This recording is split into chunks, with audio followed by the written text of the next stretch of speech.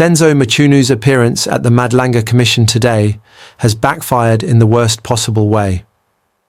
What was meant to strengthen his credibility has instead destroyed it completely. For weeks, Mchunu boldly claimed that he had a recording of General Nhlanhla Mkhwanazi threatening him and General Sibiya. That supposed evidence was meant to be his ultimate weapon, proof that he was being intimidated for doing his job. But when the time came to deliver, he stood before the commission with nothing. Instead, he admitted that the recording never existed. In plain words, Senzo Mchunu lied, not just to the commission, but to Parliament, to the media, and to the South African people. Honourable Minister, when we adjourned on Friday, we agreed that there was an extract that you were going to send us, the extract of that video.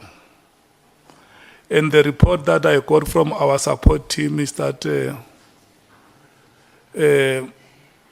inquiries have made with your team, and up to now we haven't got any positive response. So we are going to proceed with today's activities without that extract. Thanks, Chair. Chair, there is a hand. I'm on the same point. The minister, because you are putting it as if we should have the recording. The minister does not have a recording. He told us he's got a recording and he wants us to play.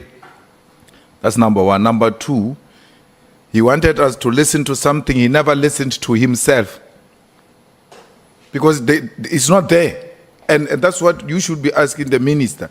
Not that where we are now, we don't have a recording. That recording doesn't exist.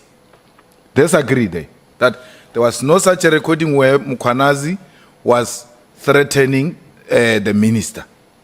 And that's why I was interested that he must bring that thing here, because we want to hear for real if minister was threatened. Minister comes, that thing is not here, and then we speak in different languages. We must put it on record that the minister doesn't have that recording, and therefore that recording doesn't exist. You are absolutely correct, Honourable Member. And that is how we are proceeding. That is understood, Honourable Minister. We are proceeding from that premise that the evidence that you promised has not been presented before the ad hoc committee. Again, yes, I've said so. Thank you so much. This is not a small political mistake. It's a serious act of dishonesty from someone who once held one of the highest offices in the country. The question now is why he lied in the first place.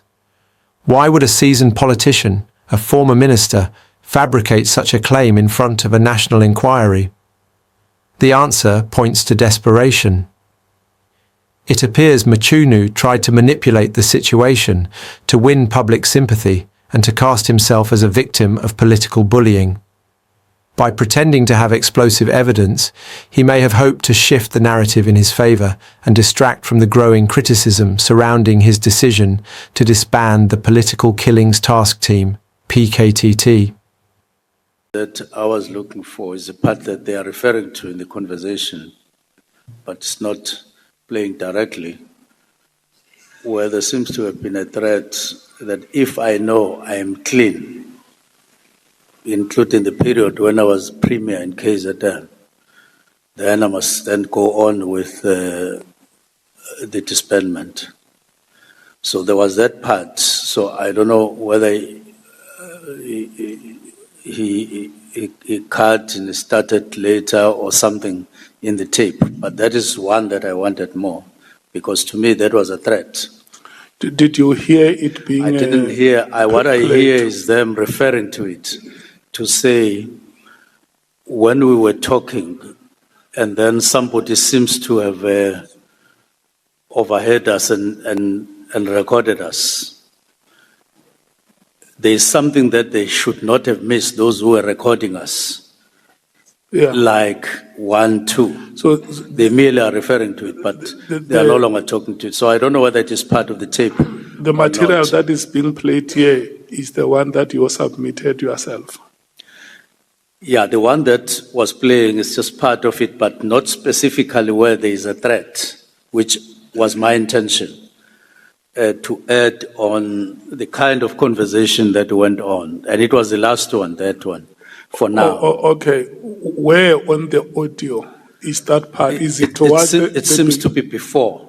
He can tell us where, but I'm saying if he hears us, there's a part where they seem to have discussed, or where General Mkhwanazi seemed to have said, if Minister Mchunu knows that he is clean, Yeah. he must then go on with the disbandment. So That is the one what that we need from you is guidance so that if Yes. that part is to be played, yes, that's the only part that I Mr. would want. Stolle must know Yes. where on the audio must he locate that. Is it at the beginning of the audio or towards the end of the audio?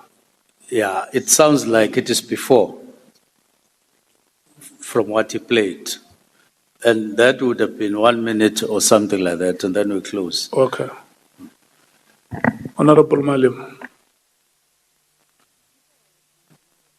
No, Minister, what we're asking is, if this 12 minutes, from which minute does it start, that portion? Because in the consultation with your lawyers, you would have emphasized that, and they know from 3 minutes to 4 minutes or 5, 7, which part of that?